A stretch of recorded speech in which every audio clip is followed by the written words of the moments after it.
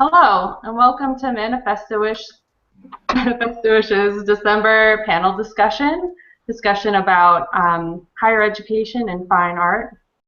So thank you for tuning in as always. I will begin by introducing our panel members, and then we will continue on from there as usual. So in alphabetical order. Oh gosh, you guys, this happens every time. Sorry about that. All right. So we have Tiernan Alexander first, who is an artist living in Philadelphia. Alexander possesses an MA in Material Culture from the University of Delaware's Winterthur program, as well as an MFA in Ceramics from the University of the Arts. Shawn Beeks received his MFA in Painting from the University of the Arts in 2008 and works as a creative employment specialist, providing studio and professional practice guidance for artists with learning and developmental disabilities. In 2014, Shawn started Slapstick Skateboard Art, using his fine arts education to curate an independent skateboard brand. Then we have Jim Clark, who is a professor and the program coordinator for the theater management in the Department of Drama at Syracuse University. He is also the Associate Dean of Assessment and Accreditation for the College of Visual and Performing Arts at the university. He recently coordinated the self-study for the Schools of Art and Design in preparation for the accreditation review by the National Association of the Schools of Art and Design. In addition, he serves on the University Committee on Assessment and Accreditation. Next we have Lauren McCarty, who is a multimedia artist from Philadelphia living in Brooklyn. McCarty has studied at the California College of the Arts and received degrees from the Rhode Island School of Design and the University of the Arts. McCarty's work has been exhibited on the east and west coast of the USA and abroad in the United Arab Emirates and the PR of China. And I am Jessica Clark. I'm co-founder of Manifesto-ish, as well as Champions of Empty Rooms, a pop-up gallery dedicated to creating opportunities for artists, as well as providing new and highly accessible venues for viewers. I too received my MFA from the University of the Arts, and my work has been exhibited in a range of locations. That's everybody, right? So just to give you a little bit of background on why and how this discussion came about. A few months ago, Shawn Beeks approached me with an article, a piece of writing he had constructed regarding the value of fine arts education in the 21st century and some kind of questions and concerns regarding that sort of arena. And so I'm going to kick it over to you to kind of, Shawn, to tell us a little bit about what drove you to create this piece of writing and maybe slightly summarize what you wrote. Okay. Right around 2012, at work I got moved over into a position where I was working primarily with individuals who had developmental or intellectual disabilities, but also had an interest in visual arts. And they had created a program where they were trying to help these artists create something that was a product that they could sell. So I had to think back to all the courses that I took on just studio courses, and then a lot of the stuff that was presented in professional practices to try to help them find places to sell their work and just promote their work and brand themselves. Throughout the process of this, I came to realize that there was a lot of stuff that I left graduate school without knowing that would have been really beneficial for the current job that I have, which led me to start questioning why I wasn't taught this stuff in school. And if you end up paying so much money for that education, what are you getting in return? At that point, which was around just the winter of last year, I started going around talking to academic advisors, career counselors, professors, gallery directors and practicing artists, just to get their opinion on what they gain from attending art schools and how much it benefited them in their current practice. The majority of the responses were not very positive. Quite a few people didn't want to be named for reasons that I can understand, where it would have had a negative effect on their career if they're just calling people out and institutions out.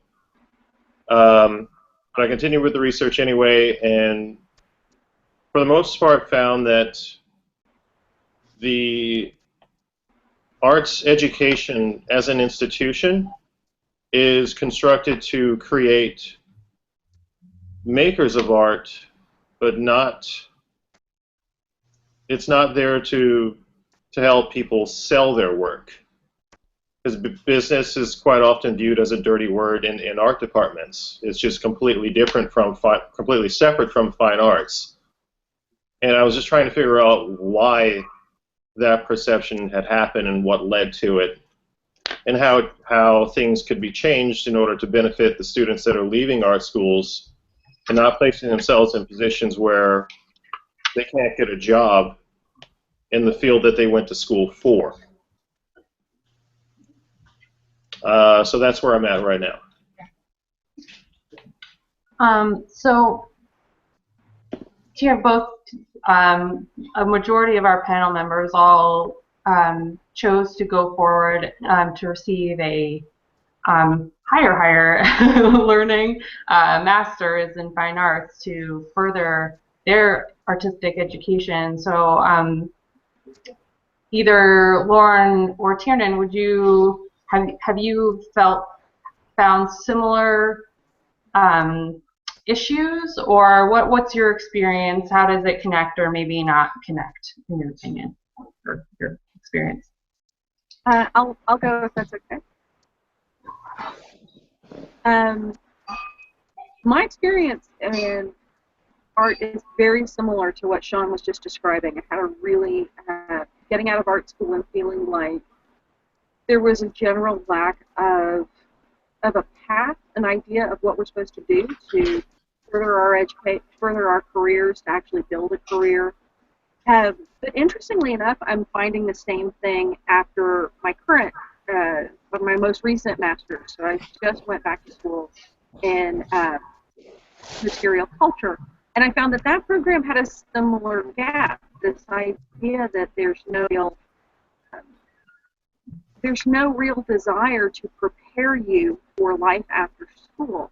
There's occasionally some stab at career counseling, or like we had at UArt's professional practices, but there's some kind of philosophy taking place that almost feels like you'll get out of school and you'll magically find a job. You'll know what that job is. You'll even know what you're looking for. And it's so strange because I didn't feel in either program prepared at all for the realities of what are the ways that you can support yourself learning the skill, using the skills you've just learned here. Like that idea that you could translate this thing you've just purchased into any kind of a career path, whether it's teaching. You know, we weren't taught to be teachers, even though that's one of the things the master's qualified us for, or whether it's, as Shawn was describing, going into a career selling your work. And it's almost like there's, it is kind of a dirty word, and I was surprised to find that in pretty much equally in both programs. Lauren, are you still with us?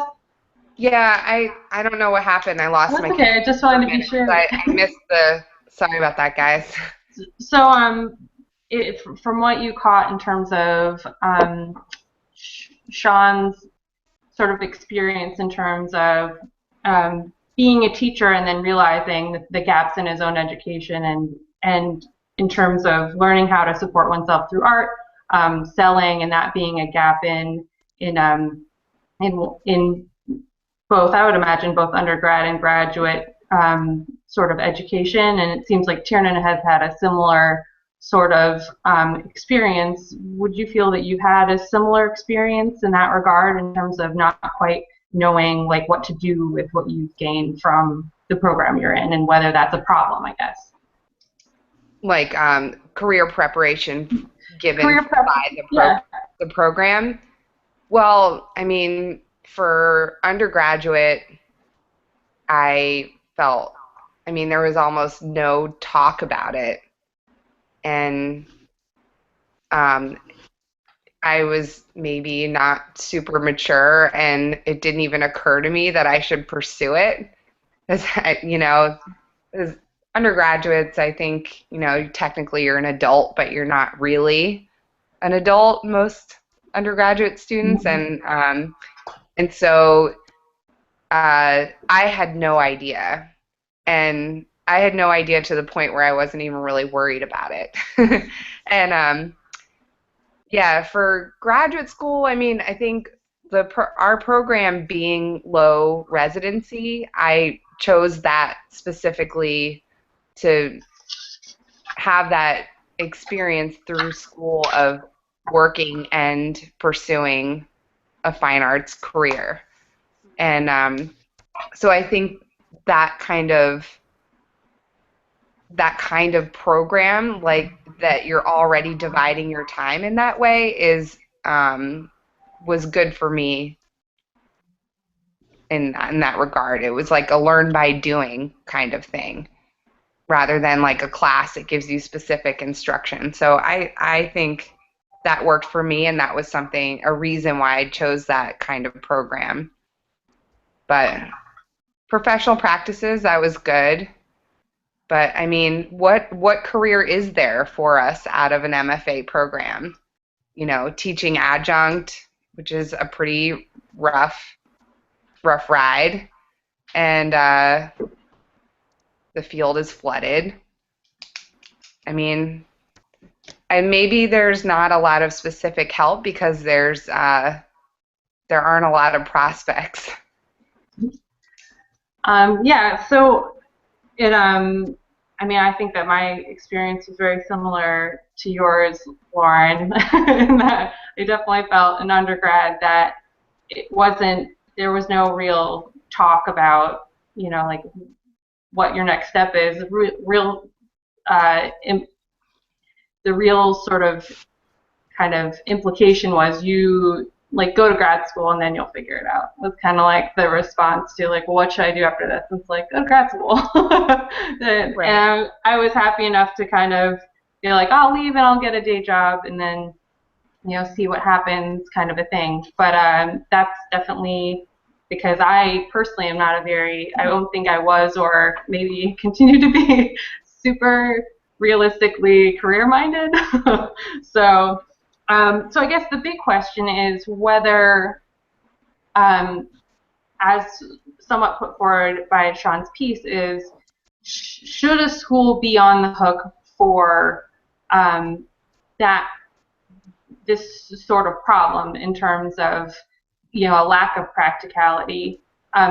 Is it just I guess a shoehorn onto that would be, is it just an antiquated notion, the idea of a fine arts degree rather than a design degree? And I guess I'd like to kick it over to Jim Clark, whose work involves assessing departments and meeting their goals. I guess one question is, in terms of the goals of programs that you're working with, is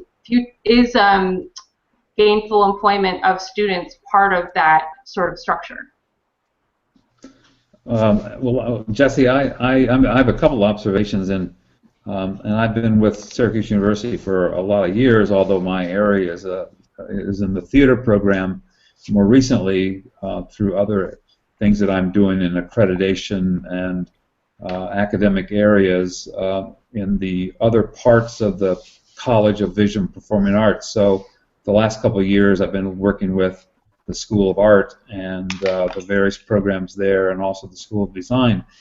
It's kind of interesting over the last, I think, probably 10 to 15 years to see the difference in enrollment at the undergraduate level and what has happened in the fine arts versus the design area.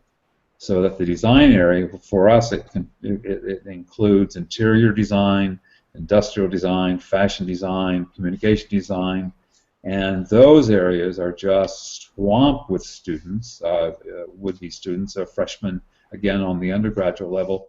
But on the other side, and in the fine arts, which is illustration and ceramics, paper making, jewelry making, painting, and I'm missing a couple others.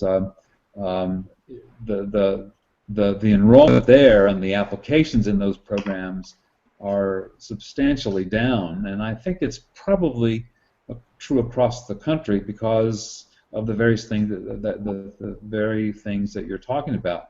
You know, we're private universities. A lot of you went to private universities as well, so you're looking at, you know, the tuition dollar and thinking, okay, so how do I meet my student loans? How do I get, you know, after this is over? And in the design areas, there are practical applications because you're looking at, you know, an area in which you are working for the consumer. I mean, you're working, you know, if somebody asks you to design something in the design firm, you're solving a problem for them, and then you know, that's how you, in fact, make a living doing that. But how do you do it in painting and ceramics and some of the things that you guys are involved with? So I think it's, you know, I think it's something that certainly higher education has to look at. I think the other thing that's happening right now is that, you know, a lot of schools, almost all the schools you guys have gone to and across the country are, you know, they're accredited universities, so they have to, you know, the American Council on Education and for us in the Northeast, it's middle states, but there are also the New England Association of Schools of Colleges, North Central Association of Schools of Colleges, Northwest, Southern Association, West. All of these are regional associations where they look at programs and say, okay, are universities doing what they say they do, which is preparing students once they get out, not only in their chosen fields and not just the arts, but all the areas, but they're also now holding them much more accountable as to, you know, what happens to their graduates when they get out.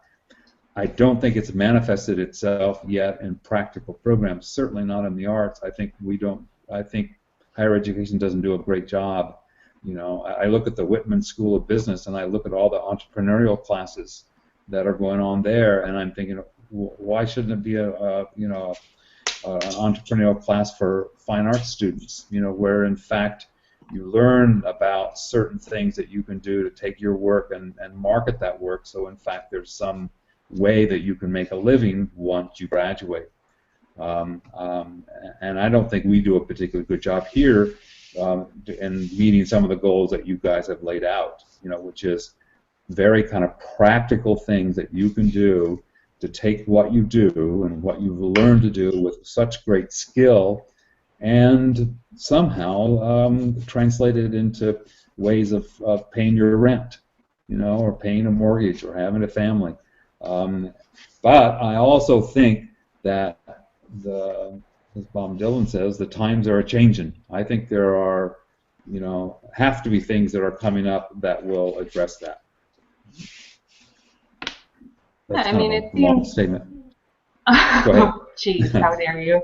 I mean, it does seem that, you know, the economic climate does affect, you know, I would imagine, you know, a range of things, obviously, but, you know, what sort of programs students are entering into. A few years ago, there was a shortage of nurses, so many potential students flocked to nursing programs, and now it's much harder to find jobs as a nurse. So that is sort of something that can happen. It's, you know, like a cause and effect, I suppose.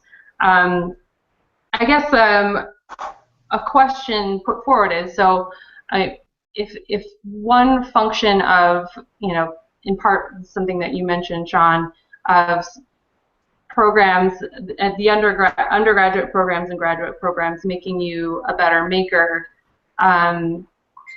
should the impetus to make you a better seller, where's the danger in falling too heavily on the seller side versus maker side, I guess, if you're going into a fine art program? And that's sort of an open question for the table. Okay.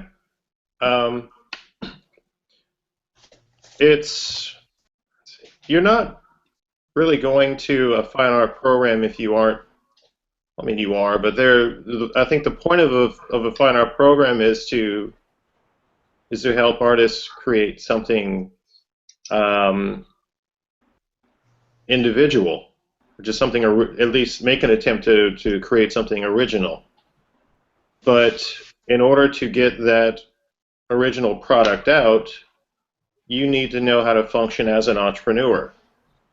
I think the schools are great at teaching students the history of their craft, how to better make that craft, but they just completely ignore, especially in undergrad, as a lot of people have mentioned, that there's no attention or even words said about how to get that craft into the hands of people who would want it.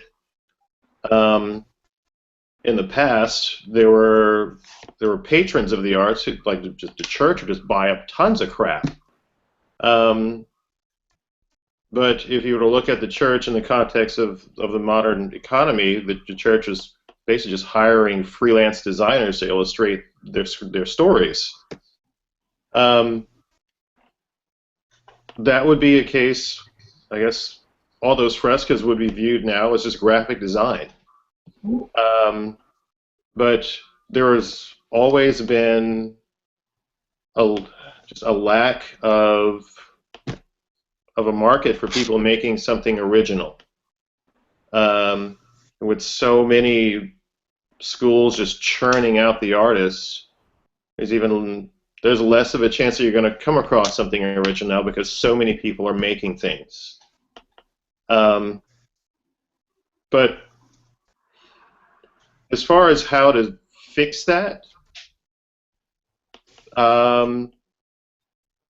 before students are even enrolled into these programs, I guess when they're talking to counselors and people to help them decide what they're going to major in, I don't believe that they're being upfront with the students in describing the programs, and the schools aren't really being honest about how the programs will benefit you.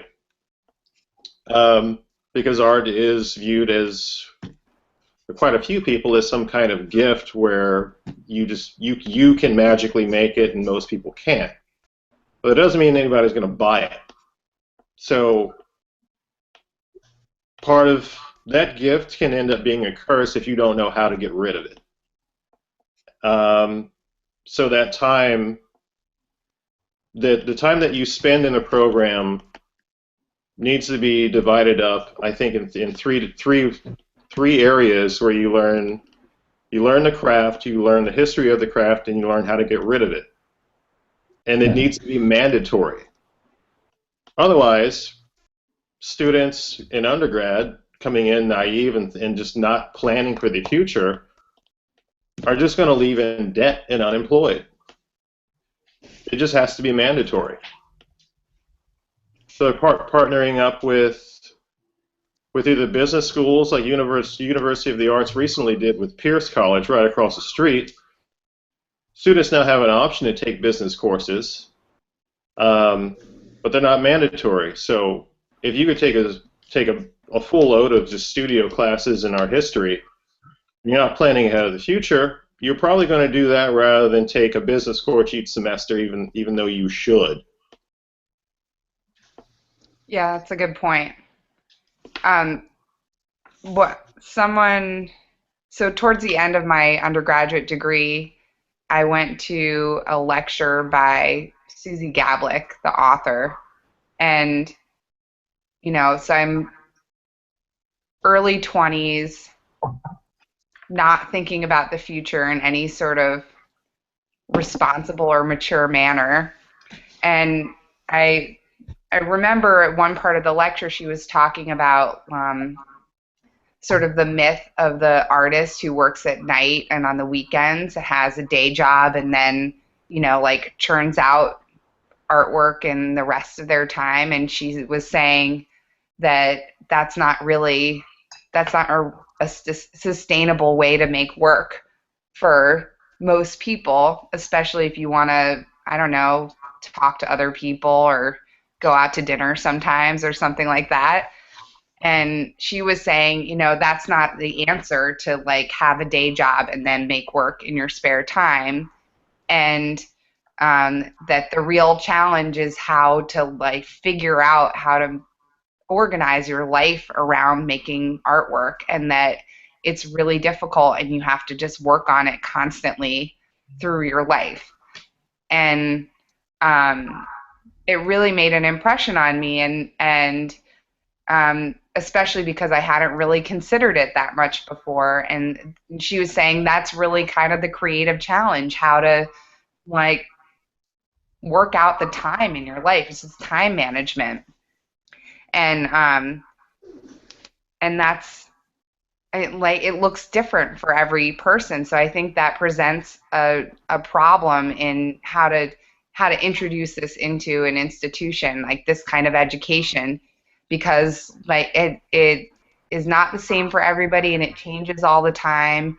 And so I think like what's helped me the most in schools is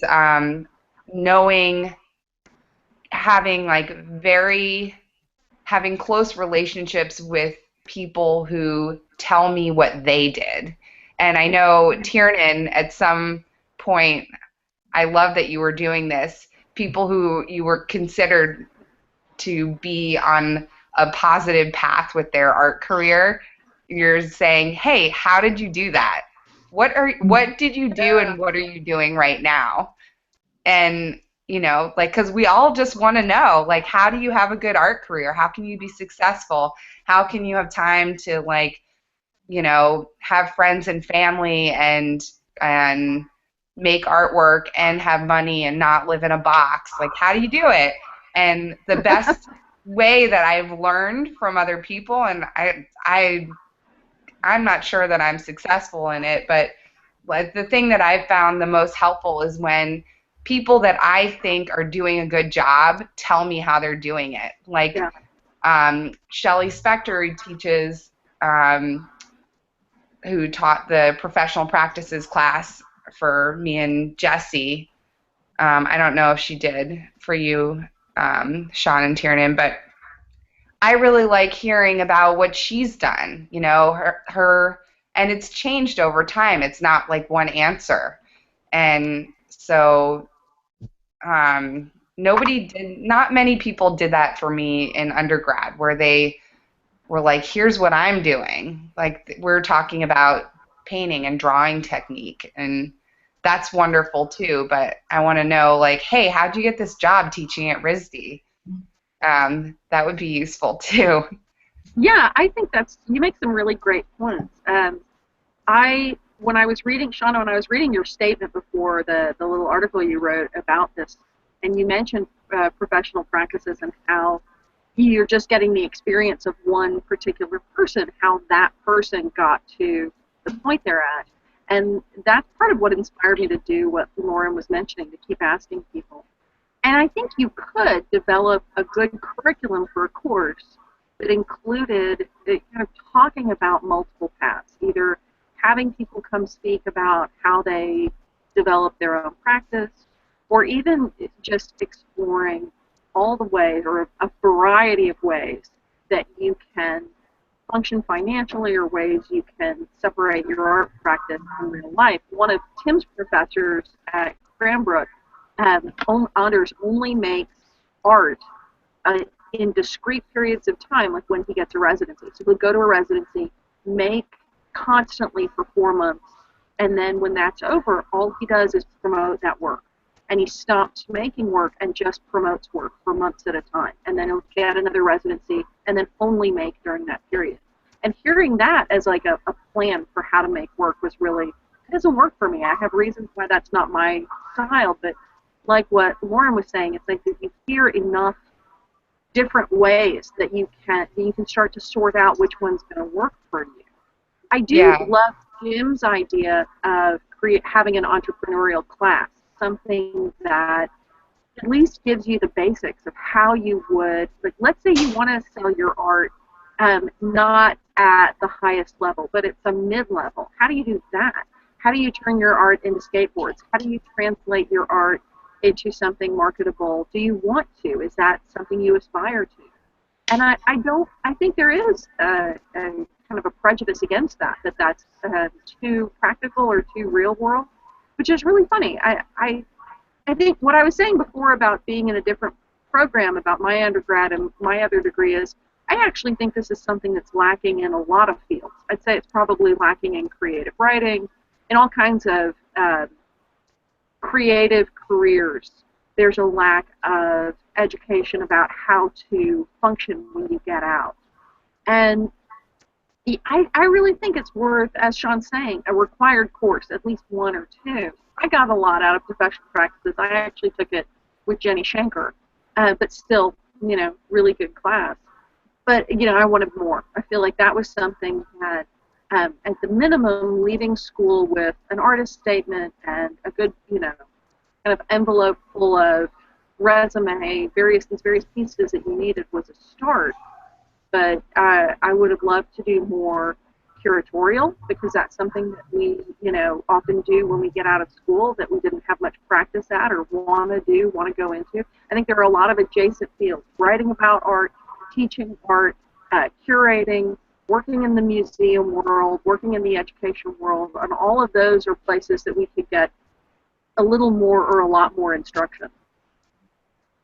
Yeah, and I mean, like it's also really fascinating to hear what people are doing, but, and I think for teachers, maybe, like, I know when I'm teaching, I don't tend to talk about myself. It's student-centered, and so maybe that, it's a time where you don't think, like, hey, let me tell you about my path and what I'm doing, but right. Maybe it should be, and it's pretty interesting. I like hearing about everyone's career, and someone who's teaching at a pretty good institution and has an art practice, like, chances are they've done some really interesting work and a broad range of, and had a broad range of jobs and people that they've worked with. I think that would be a pretty good solution. There's one thing that comes up that Charles had mentioned earlier, where times are constantly changing. I had the professional practices course with Shelley, and I got a little bit from it, but because her medium and her system of networking wasn't applicable to what I do, there was only so much I could get from it. So, I mean, one way around that, I suppose, would just be to constantly bring in practicing artists that are practicing artwork at that moment. And they could be established or they could be emerging. It would probably help if it was just a variety of people coming in at different stages of their career, because the way that Shelley came up isn't necessarily going to work now because of so many other ways to get your work out. Yeah. So one thing I'd like to add is, Jim, which is weird for me to say, you're my dad.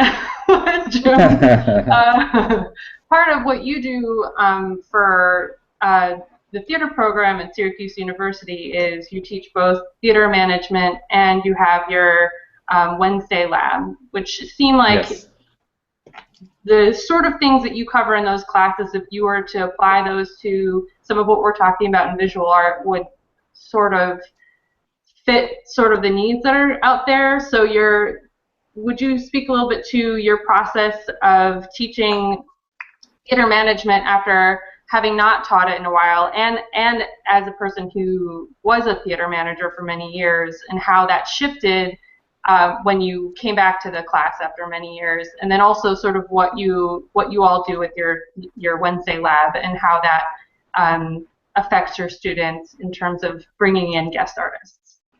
Well, I think and I do run what we call our Wednesday convocation, but I'm also very aware that in the design program they have a weekly convocation for all the design students. Illustration brings in somebody every week. Painting and the fine arts brings in somebody every week.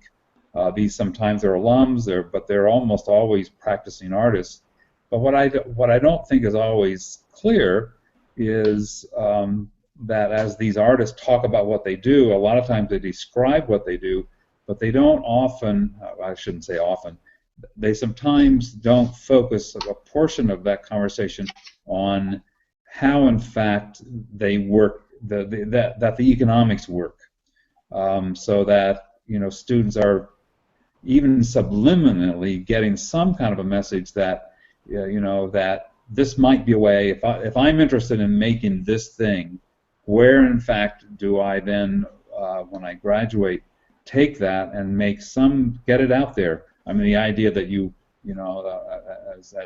as Tiernan was saying, the artist who works for 2 or 3 months, makes things, and then another 2 or 3 months simply, and I don't want to use that word simply, but then promotes whatever that has been made that time.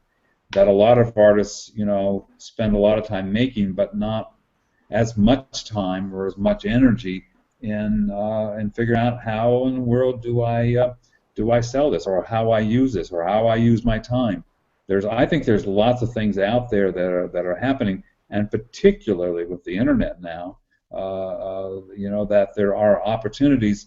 But I think we're not planting. We, meaning the arts programs, are not planting that seed early enough and often enough so that when students leave, they look back and say, "Oh my God, remember what so-and-so, remember what Shawn said when he was here?"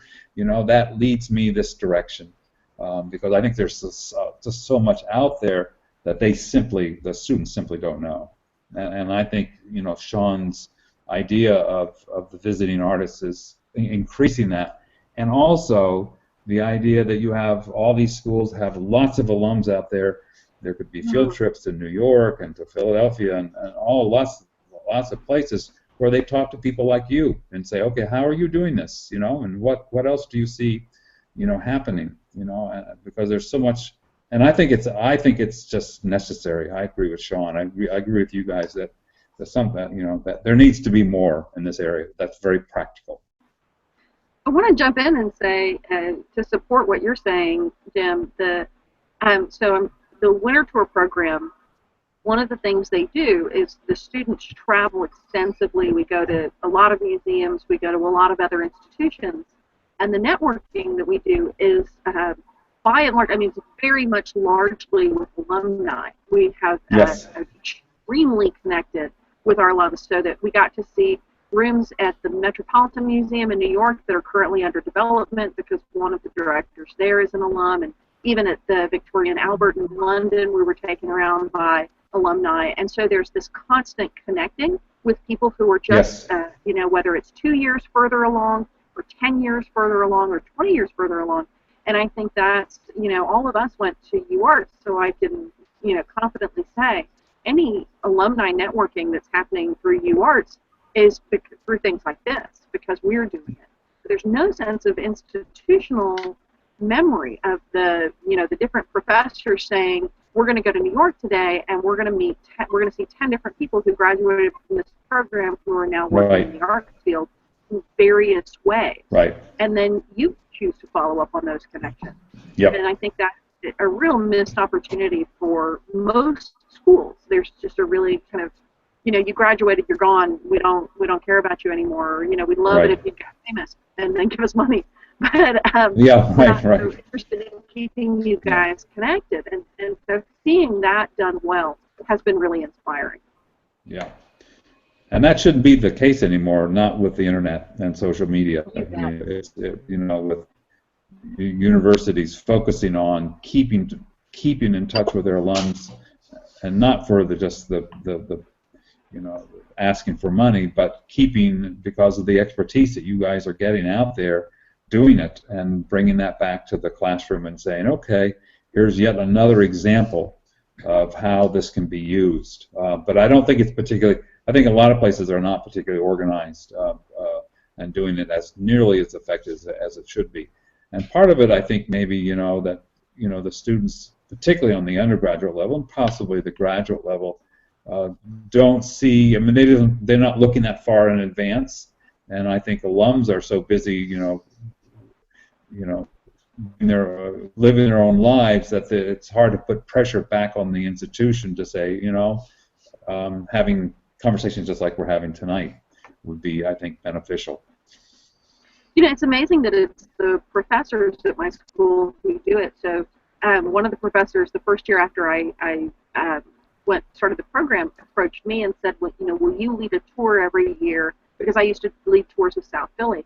And he said, when we do our Philadelphia Day, where we're introducing students to the history of Philadelphia, would you be willing to do this? And so now I actually teach that day every year to the incoming students. And so it's a way that the professors, of course I'm going to say yes. Like if a professor approached any one of us from UU Arts and said, we'd like this year's summer students to come visit your studio or see your practice or talk to you about how you teach or come up to see Lauren in New York, we'd all say yes.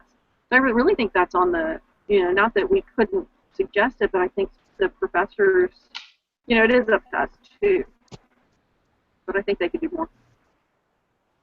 Yep, I think they could do more. Yep. I think it's also interesting. Yeah, I think it's also interesting as alums like you guys, as you think about it, the idea that, that you communicate with the leadership of these institutions to say, look, we're alums and this is what we missed and this is what we think is just necessary. It's so interesting how, how 4 or 5 or 6 or 10 communications, whether they're letters or emails, start to make a difference, and people start to, because people take so little time to write. If I got 10 letters from alums saying, you know what, there needs to be more of A, B, and C, you start to take notice, because if that many people are writing you, then you think, oh, okay, then maybe we have to do something. Plus, it also gives some departments the ammunition to go to the administration to say, look, we've got to do more, in this particular area, because our alums are out there. They're living the life, and they're saying, we did not do the job we needed to do in this particular area. There was something you mentioned about the majority of alums just being busy and not having the time to meet with current students. And while you can learn a lot from people who are successful at their field, the majority of people who graduate with fine art degrees are not, at least not in fine arts, and end up working in other fields. I mean, I think you could learn just as much from somebody who went a different path, or perhaps that path in fine arts just ended because there was nowhere for them to go. Right. Or you realize that it wasn't what you wanted. I think that happens all the time. Like I studied illustration for undergrad, and partway through my degree, I was like, hey, I don't want to be an illustrator. Oops. But that's the degree that I have,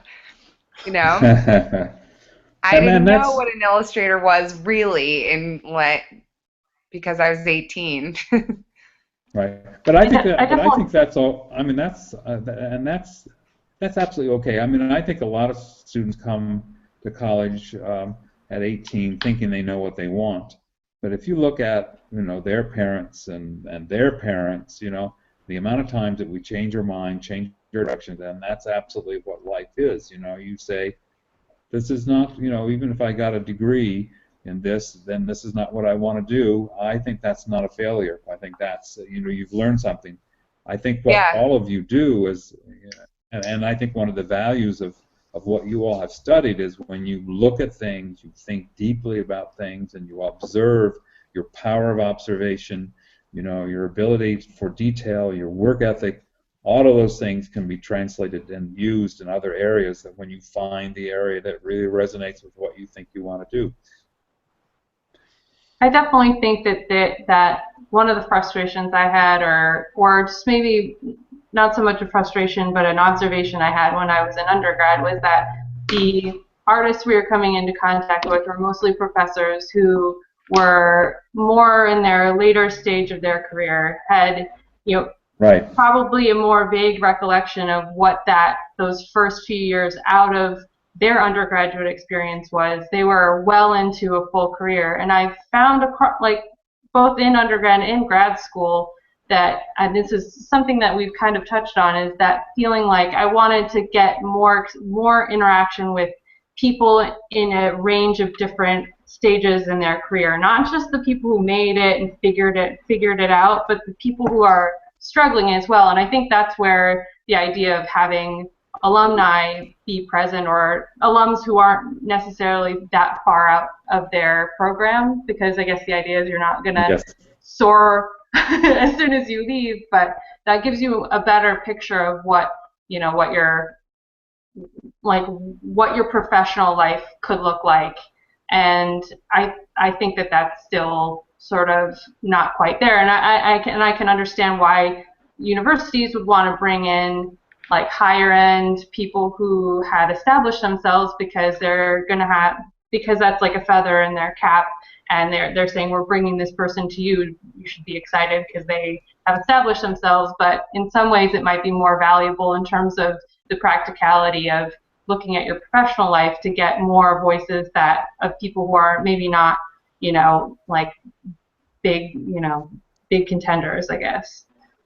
Oh, I have to agree with you. I think that having in my particular area, in the theater program, we like bringing back kids who've just been out 2 years, because they're in the midst of it, and the world changes. The way they offer, the way they look for work now is so different than they did 10 years ago or 15 years ago, and a lot of in the theater world, a lot of our professors have not been working professionally in New York or Los Angeles. They work other places, but they don't know those worlds as much anymore as they used to.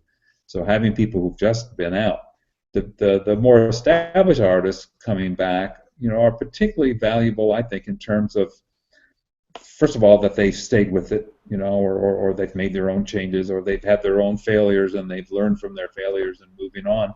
Plus, I think they have a lot of them have such strong powers of observation and about the world, and having that maturity sometimes can be and sometimes they are inspirational in terms of what they say and how they say it, and that's valuable as well. So you have that part of it as well as the practical side.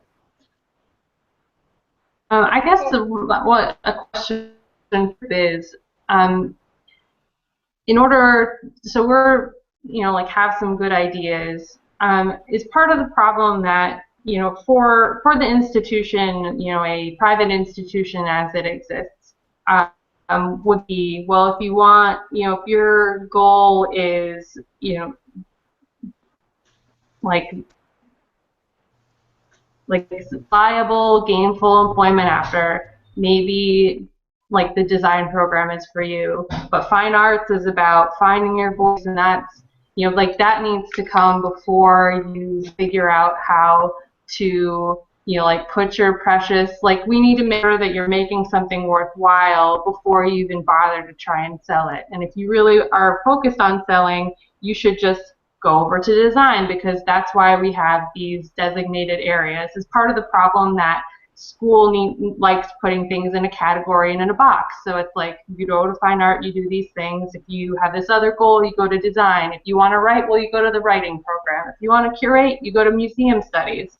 And there's not as much cross-pollination as there should be. And I open that up to all of you. I think that's really true. I agree with that. Yeah. I think while you're in, well, I know one issue that came up in grad school was that the painting majors they're almost like segregated. Well, they were segregated from the sculpture department, because it's all the way across the street and hidden in a hole. And then there was a whole,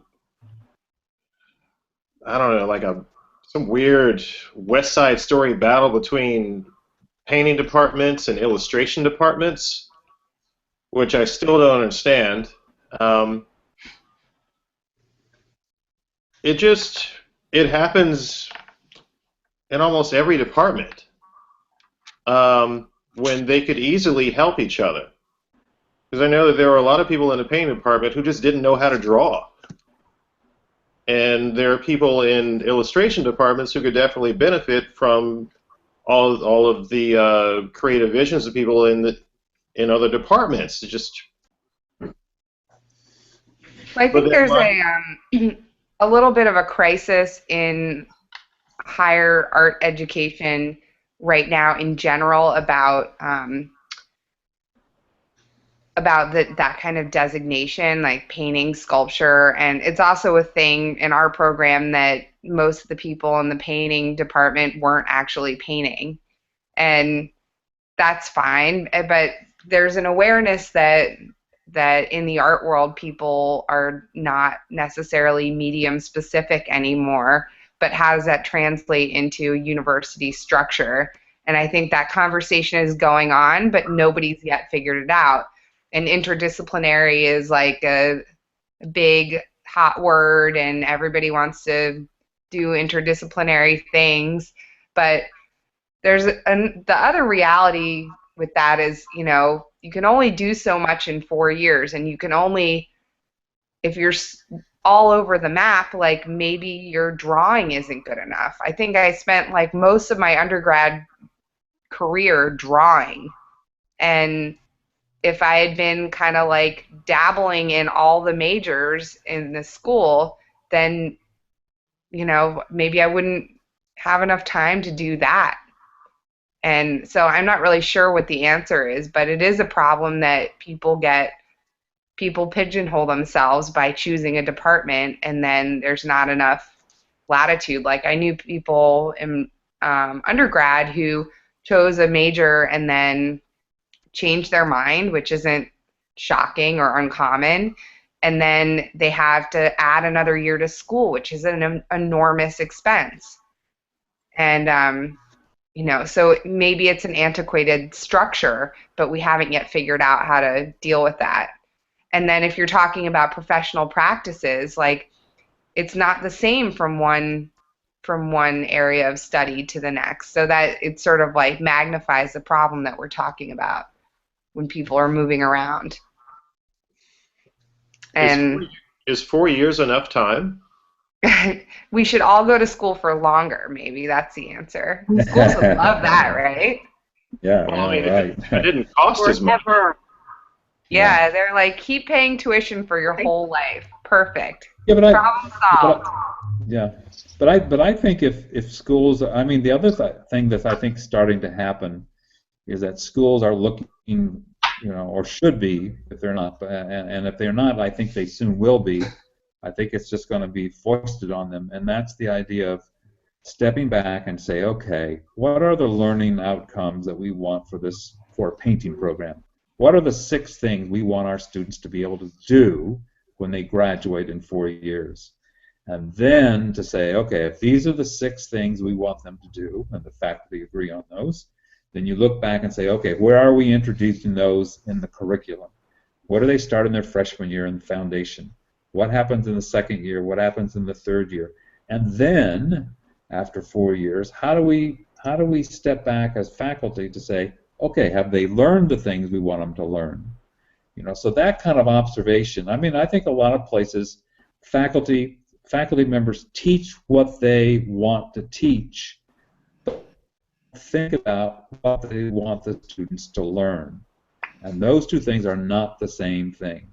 And I think that's part of what's happening in higher education, is that transition from just teaching what you think you want to teach, and because you're good at it, but to turn it around, that focus on the student and what you want the student to learn and what that student should be able to do in 4 years, and then to make sure that you're able to do that. And part of that, of course, is observation, and to think, and so that you teach people how to think, you teach people how to work, you teach people, you know, and some skills, but with the idea that if they don't have the skills necessary, or they've only got the part of the skills because these things take a long time, like a musician or an actor or anybody else, they have to continue to work on it when they graduate. But they'll know how to do it. You know, they'll know how to apply that, and then to keep working on it, keep exploring, keep failing, and learning by what they do. Yeah. And I guess the question is, obviously, if we're talking about a fine art program, a good portion of those skills on the the outcome list are going to have to do with their ability, depending on their major, but in terms of making. But should there be a business professional sort of goal on that sheet, and how would that really be enacted? Oh, I think there should be. I think there should be some practical application, and I don't quite know in particular your areas or the fine arts, because that's not my area. But of looking at our own drama students and to figure out, okay, for them it's about auditioning, it's about presenting themselves, it's about walking in the door, it's about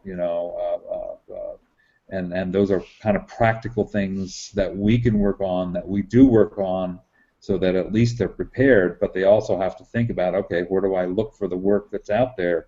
And part of that is, I think part of our responsibility, so that they, so that we teach them, or that the students learn how, in fact, to take control of their own careers and lives. So they're not just sitting back, and that's for all of us. You're not just sitting back waiting for somebody to call you. You have to figure out how it gets out there in whatever way, shape, or form. But I think there needs to be practical kind of things, Jesse. To some extent, that does happen with, at least I know with painting programs, just from experience, where in undergrad we had to participate in curating the exit show, or just the graduation show. Yes. But that didn't occur until the end. So anything that you learned from that, you either had to maintain contact with instructors once the program was over, or like that there wasn't, you didn't have an opportunity to correct those mistakes while you were in the program. Right. So it's almost like it should happen earlier on. So there's 1 or 2 or 3 experiences doing that. So that by the time you get to your exit show, you know exactly how to do it independently, rather than having instructors hovering over you the entire time, setting up where the show is going to take place, the times, how to invite all these people. Like, a lot of the work is already done for you. They're just really directing you through it. But you're not learning it. No, or you're learning it too late to really assimilate it. It's like, I guess it's just like getting a driver's license without going to driver's ed. Yeah, I mean, I just problem.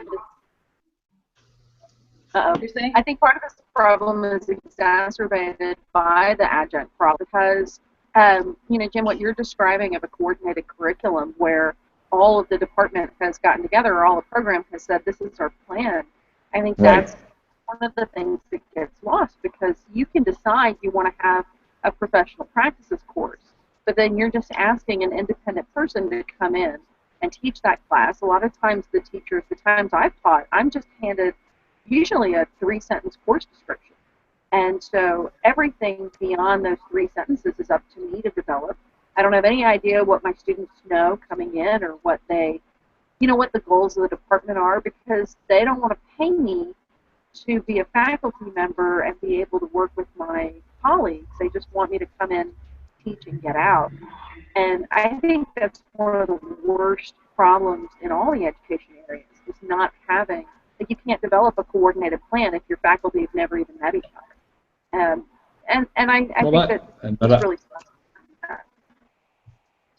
Oh, I agree with you, and I think that when departments do that, it's unfair to the adjunct, it's unfair to the student, it's unfair to the program, that there needs to be some better way of introducing, the adjunct to the class with the idea that the adjunct is part of the team. That there has to be, in each of these classes, how you deliver it, academic freedom, how you deliver it is one thing, but what are the student learning outcomes for that particular class, and are they being met? You know, after the end of this, at the end of the semester, so that you have a much better, much firmer grasp of what's, you know, where they are and what they need, and then, you know, depend on the institution to provide that to you and the resources to do it. But I think a lot of places fail at doing that. I agree with you, Tiernan.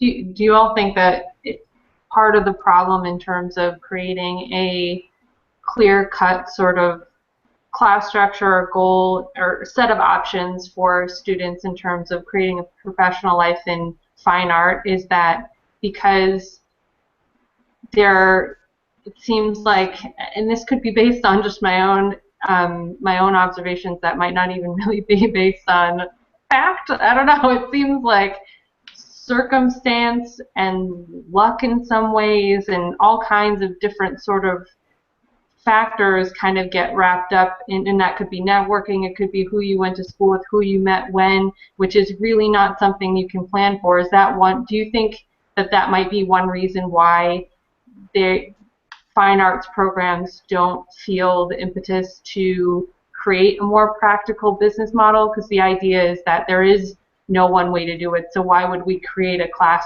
that kind of puts this forward? Can I interject something? Mm-hmm. I don't agree that you can't plan for the connections part. I think business networking is something that's really important in any field, including art. And I think that it's something that was another thing that I didn't realize as an undergraduate student. I had no idea.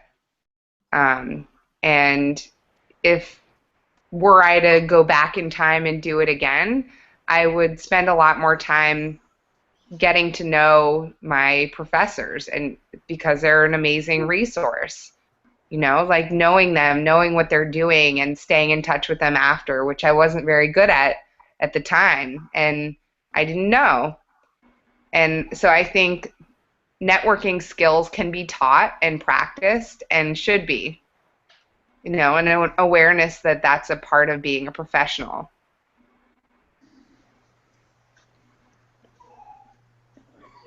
Well, I think I would agree with that, Lauren, and I'm just as we're talking here, I'm also thinking that, you know, I've been looking at some of the online courses that are free from MIT and Harvard, and there's a psychology professor, and his lectures are taped, you know, and recorded, and you can go online and watch them anytime, you know, for free.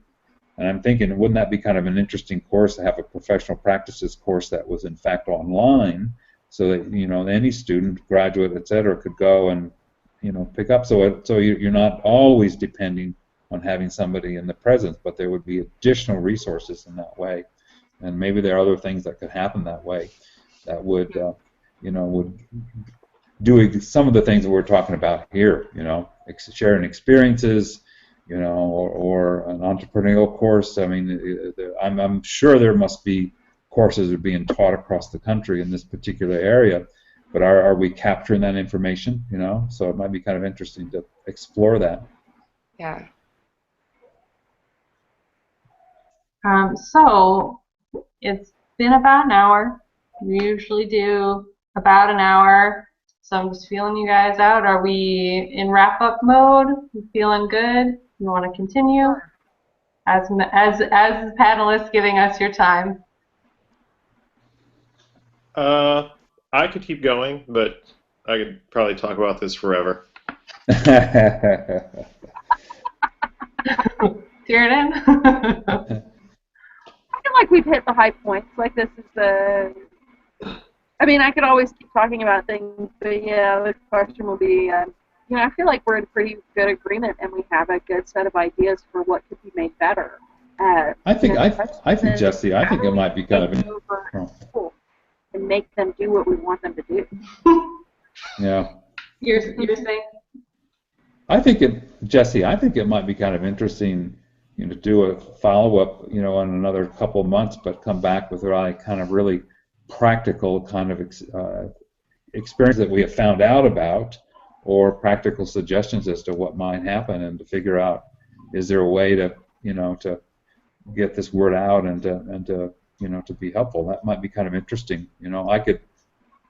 For me, I could look more specific at what's happening, and particularly about the alumni area, and so that we could share ideas as to what is happening that's interesting and might be useful to other places, or might be useful to you guys who are out there on the front line. Yeah, it seems kind of like if we were of a mind to try to enact change, one way of doing that would be to try to be the alums who connect to students who are currently in school, to kind of break the cycle, whether it's with through the university administration, or in a more informal capacity. And it seems like that's one option. If we like on the panel, as we are today, could enact some kind of change. But it seems like the students either currently enrolled or looking to enroll are like the ones who would, I would imagine, have to be even more vocal, since their money is in the balance, I guess.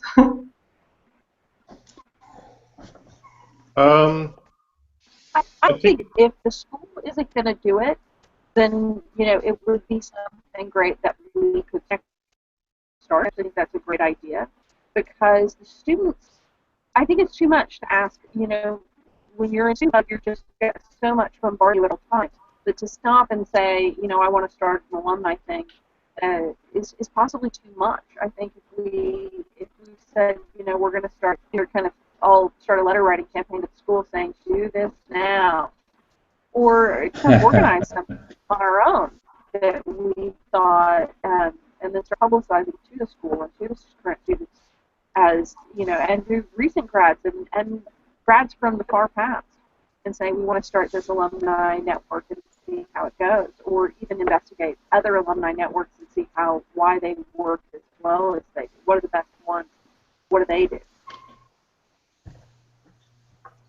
That's a good point. So obviously we got our work cut out for us. If we choose to take up this, to not just be disgruntled and potentially make something better for someone else, I guess. But any final thoughts or observations that you feel like you didn't get to say, or a little bit of a wrap up? Does anyone have any kind of final sorts of words? Or thanks, everyone. It's nice to hear all of your point of view. Yeah. So we're all good, I'm assuming. Feel like we figured it out, right? Yeah. We totally more solved needs to this be. tonight. Yeah. So maybe, who knows? Maybe come March or April, put a tentative circle on your calendar, viewers. Pinky wants to say goodbye to Lauren. Back in. Pinky loves you. Oh, hi. We got a couple of cats in the mix tonight. This was a discussion for both humans and pets. So I hope you prop your cat or dog up to watch this video. It's informative for all. But Manifesto-ish would like to thank Tiernan Alexander, Shawn Beeks, Jim Clark, and Lauren McCarty for tuning in, or for giving us an hour and 15 minutes of your time, and for giving us your words and your wisdom. And as always, Manifesto-ish thanks you, the viewer, for tuning in and supporting us, at least by using your eyes to look at our things. And thanks a lot. And thank you, Jesse. Okay. Bye. Thank you.